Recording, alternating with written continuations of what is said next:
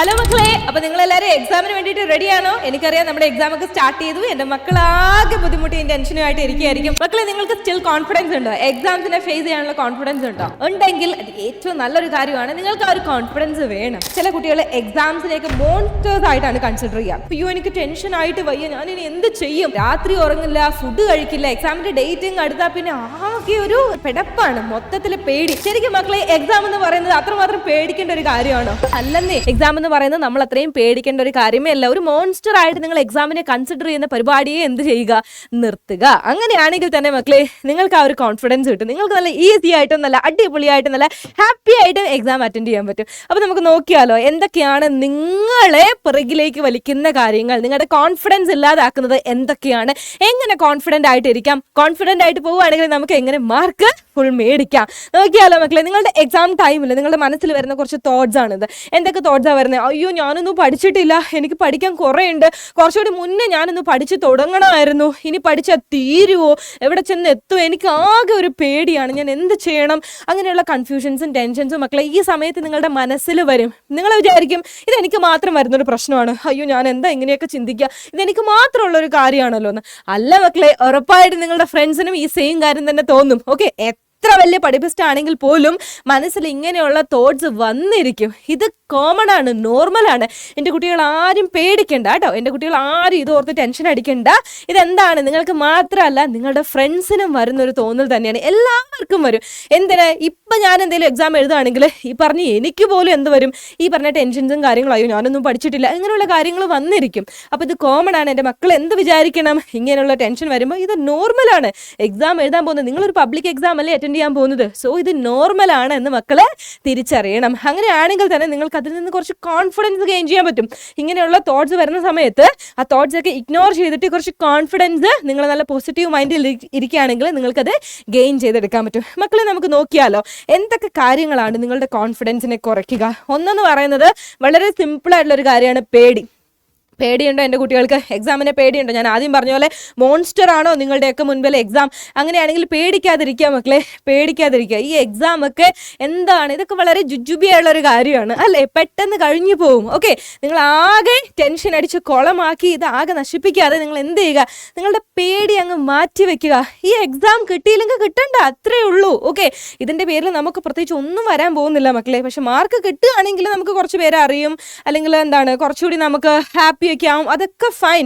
എന്ന് വെച്ചിട്ട് തോറ്റുപോയി എന്ന് പറഞ്ഞിട്ട് അതിൽ നമുക്ക് വിഷമിക്കേണ്ട കാര്യമുണ്ടോ? ഇല്ല, ഇതൊക്കെ നമുക്ക് കടന്നു പോകാൻ പറ്റും. മക്കളെ, നിങ്ങൾ പേടി ഒഴിവാക്കുക. പേടി ഒഴിവാക്കിയാൽ തന്നെ എൻ്റെ കുട്ടികൾക്ക് ഈസി ആയിട്ട് പാസ്സാവും. എൻ്റെ മക്കളാരും തോറ്റു പോകണമെന്നല്ല ടീച്ചർ പറയുന്നത്. ഞാൻ പറയുന്നത് പേടിക്കുകയാണെങ്കിൽ തോൽവി എന്ന് പറയുന്നത് നിങ്ങളുടെ കൂടെ തന്നെ നിങ്ങൾ ഫോളോ ചെയ്തു പോകും. അപ്പോൾ നിങ്ങൾ എന്ത് ചെയ്യുക, പേടി മനസ്സിൽ നിന്ന് മാറ്റി വയ്ക്കുക. എക്സാം ഒക്കെ ഒരു നോർമൽ കാര്യമായിട്ട് എടുക്കുക. ഭയങ്കര ഒരു ആനയും കുതിരയാക്കി നിങ്ങൾ മനസ്സിൽ കരുതേ വേണ്ട. ചില കുട്ടികൾ പേടിച്ച് പേടിച്ച് പാനിക് അറ്റാക്ക് ഒക്കെ വരും, ടെൻഷൻ ആവും. അയ്യോ ഇനിയിപ്പോൾ എന്ത് ചെയ്യും, നിങ്ങൾക്ക് പ്രോപ്പറായിട്ട് എഴുതാനേ പറ്റില്ല, നിങ്ങൾ മറന്നു പോകും. അപ്പോൾ നിങ്ങൾ എന്ത് ചെയ്യുക, ഈ പേടി, പാനിക് അറ്റാക്ക് ഇതൊക്കെ മാക്സിമം ഒഴിവാക്കുക. പാനിക് അറ്റാക്ക് ഒഴിവാക്കാൻ പറ്റണമെങ്കിൽ നിങ്ങൾ ആദ്യം നിങ്ങളുടെ മനസ്സിൽ നിന്ന് പേടി എടുത്ത് കളയുക.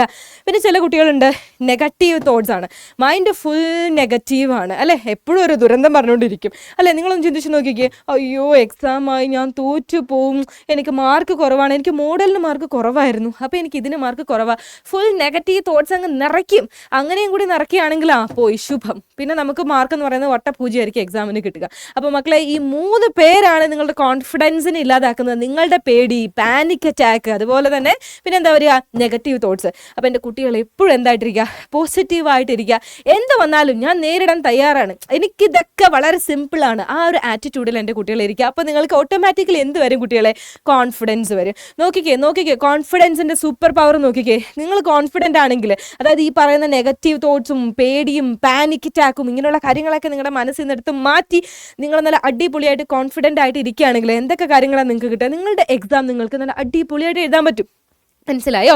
നമ്മുടെ മനസ്സ് എപ്പോഴും നല്ല പോസിറ്റീവ് തോട്ടും അതുപോലെ തന്നെ യെസ് ഞാൻ കോൺഫിഡൻ്റ് ആണ്, ആ ഒരു എനർജിയും കൂടി കിട്ടുന്ന സമയത്ത് നിങ്ങളുടെ ആൻസേഴ്സ് നിങ്ങൾക്ക് പ്രോപ്പറായിട്ട് എഴുതാൻ പറ്റും. ആൻസേഴ്സ് നിങ്ങൾ നല്ല അടിപൊളിയായിട്ട് ഓർത്തെടുക്കും.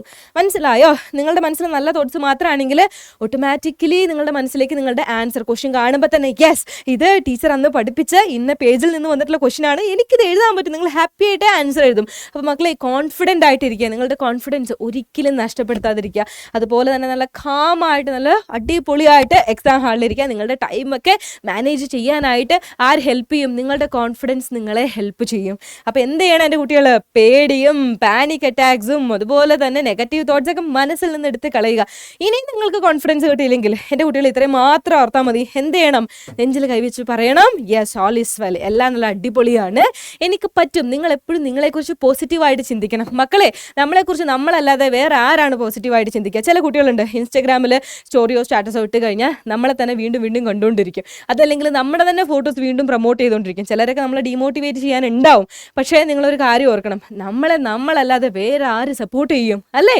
ആ സെയിം മെത്തേഡ് തന്നെ നിങ്ങൾ എക്സാം എഴുതുമ്പോഴും അപ്ലൈ ചെയ്യണം. ഇൻസ്റ്റാഗ്രാമിൽ സ്റ്റോറി ഇടാൻ മാത്രമല്ല, എക്സാം എഴുതുമ്പോഴും എൻ്റെ കുട്ടികൾ എന്ത് ചെയ്യണം? സെയിം മെത്തേഡ് അപ്ലൈ ചെയ്യണം. നിങ്ങളോട് പറയണം, ഞാൻ സൂപ്പറാ, അല്ലേ, ഞാൻ സൂപ്പറാടാ, എനിക്ക് പറ്റും, എനിക്ക് എക്സാം എഴുതാൻ പറ്റും, എനിക്ക് മാർക്ക് മേടിക്കാൻ പറ്റും. എപ്പോഴും കാമായിട്ടിരിക്കണം. നല്ല അടിപൊളിയായിട്ട് പ്രിപ്പയർ ചെയ്ത് എക്സാമിന് പോവുക. നിങ്ങളുടെ പാർട്ട് നിങ്ങൾ ഭംഗിയാക്കിയിട്ട് നിങ്ങൾ എക്സാമിന് പോവുക. നിങ്ങൾ നല്ല അടിപൊളിയായിട്ട് എക്സാം എഴുതിയിരിക്കും മക്കളെ. ചില സ്ട്രാറ്റജീസും കൂടി ടീച്ചർ പറഞ്ഞു തരാം. എന്തൊക്കെയാണെന്ന് നോക്കിക്കേ. ക്വസ്റ്റ്യൻ പേപ്പർ വായിക്കുന്ന സമയത്ത് ഭയങ്കര റഷിൽ ഓടിച്ചിട്ട് തിരക്ക് പിടിച്ച് വായിക്കാതെ സ്ലോ ആയിട്ട് വായിച്ചു പോകണം. ഓക്കെ, ക്വസ്റ്റ്യൻ പേപ്പർ സ്ലോ ആയിട്ട് വായിച്ചു പോകണം.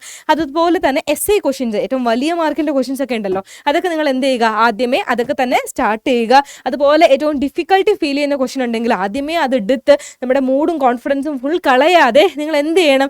അതൊരു ഓരത്തേക്ക് അങ്ങ് മാറ്റി വെച്ചേക്കാം. എന്നിട്ട് പറയാം, നിന്നെ ഞാൻ പിടിച്ചോളാം, ഏറ്റവും ലാസ്റ്റ് ഞാൻ വരുന്നുണ്ടെന്ന് പറയാം. ഏറ്റവും ലാസ്റ്റ് ഇങ്ങനെയുള്ള ക്വസ്റ്റ്യൻസ് എൻ്റെ മക്കളെ അറ്റൻഡ് ചെയ്യുക. ഓക്കെ അല്ലേ മക്കളെ? പിന്നെ എക്സാം കഴിഞ്ഞിട്ടും കൂടി കുറച്ച് കാര്യങ്ങൾ നിങ്ങൾ ചെയ്യാനുണ്ട്. നിങ്ങളുടെ കോൺഫിഡൻസ് കളയുന്ന കുറച്ച് പരിപാടികൾ എക്സാം കഴിഞ്ഞിട്ട് എൻ്റെ മക്കൾ ചെയ്യും. എന്താണെന്നറിയാമോ? ഇന്നിപ്പോൾ സോഷ്യൽ സയൻസിൻ്റെ എക്സാം കഴിഞ്ഞെങ്കിൽ അടുത്ത ദിവസം ബയോളജി എന്ന് വിചാരിക്കട്ടെ, സോഷ്യൽ സയൻസിൻ്റെ ആൻസർ ഡിസ്കഷനും ക്വസ്റ്റ്യൻ പേപ്പർ എവിടെ എക്സാം കംപ്ലീറ്റ് ആയി നേരെ ക്വസ്റ്റ്യൻ പേപ്പറും കൊണ്ട് ഫ്രണ്ട്സിൻ്റെ ഇടയിലേക്ക് ഓടിപ്പോവും. എടാ, ഇന്ന ക്വസ്റ്റിൻ്റെ ആൻസർ ഏതാണ്? ഒന്നാമത്തെ ക്വസ്റ്റിൻ്റെ ആൻസർ ഏതാ? രണ്ടാമത്തെ ആൻസർ ഏതാ? 3, 4 ആൻസർ ഏതാ? പലരും ചിലപ്പോൾ പല ആൻസേഴ്സ് ആയിരിക്കും പറയുന്നുണ്ടാവുക. ആൻസർക്ക് കാര്യങ്ങളൊന്നും അവൈലബിളും കൂടി അല്ലെങ്കിൽ യെസ്, കഴിഞ്ഞു മക്കളെ, അവിടെ കഥം, നമ്മുടെ പരിപാടി എല്ലാം കഴിഞ്ഞു കിട്ടി, അല്ലേ? അപ്പോൾ ഇങ്ങനെയുള്ള പരിപാടികൾക്ക് എൻ്റെ മക്കൾ പോവാതിരിക്കുക. പകരം നിങ്ങൾ എന്ത് ചെയ്യുക? കഴിഞ്ഞ എക്സാം അവിടെ കഴിഞ്ഞു, ഇനി അതിനെക്കുറിച്ച് ചിന്തിച്ചിരിക്കാൻ നമുക്ക് ടൈമില്ല. അടുത്ത എക്സാം എന്താണ്? ബയോളജിയുടെ എക്സാമാണ്. അപ്പോൾ അത് എഴുതാൻ വേണ്ടിയിട്ട് പഠിക്കുക. അപ്പോൾ എന്ത് ചെയ്യണം എൻ്റെ മക്കൾ?